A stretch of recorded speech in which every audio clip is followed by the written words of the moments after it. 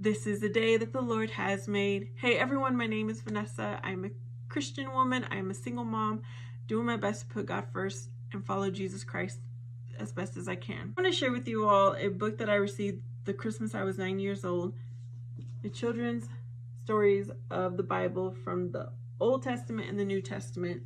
I've already recorded the entire Old Testament. I did one video per chapter.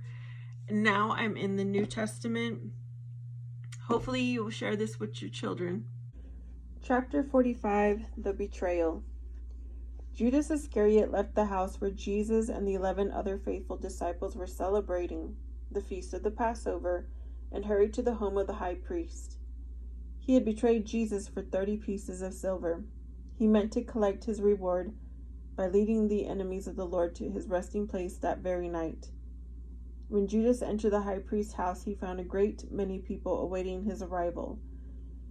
There were the Pharisees and the scribes, guards from the temple, and even some Roman soldiers. To make sure there would be no mistake, the high priest told Judas to give him a signal when they came upon Jesus, so the guards would know which man to seize.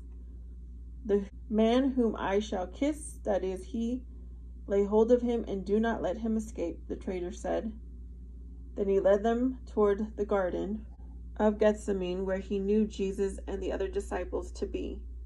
When the mob came upon them, Jesus and the disciples were standing around a small fire near the gate of the garden wall. The mob stopped a few feet away, while Judas, who was in the very front, appeared to be looking for someone in the group standing near the fire. Then he ran forward and embraced Jesus. "Judas," Jesus said, "do you betray the Son of Man with a kiss?" As the temple guards ran forward to seize him, Jesus advanced to meet them.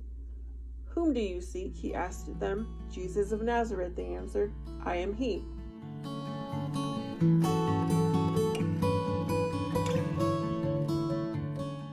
At these words, the guards fell to the ground in fear, for they had heard of the miraculous powers of Jesus and were afraid he might use these powers to seek vengeance upon them. But when they saw that the Lord was standing quite motionless before them, they regained their courage and rose to their feet once more. Again Jesus asked, "Whom do you seek?" "Jesus of Nazareth," said the guards. Pointing to his disciples, Jesus said, "I told you that I am he. If it is I that you seek, let these men who are with me go their way." The betrayal of Jesus by Judas was now complete, but the traitor did not live long enough to enjoy his 30 pieces of silver. When Jesus was crucified, Judas was so overcome with remorse for what he had done that he went to the temple. He threw the pieces of silver in the faces of the priest and then went out and hanged himself. So that's the end of that chapter. I hope you enjoy. I will have a playlist of my Old Testament and the New Testament. If you liked, please subscribe, comment, and I hope to see you next time.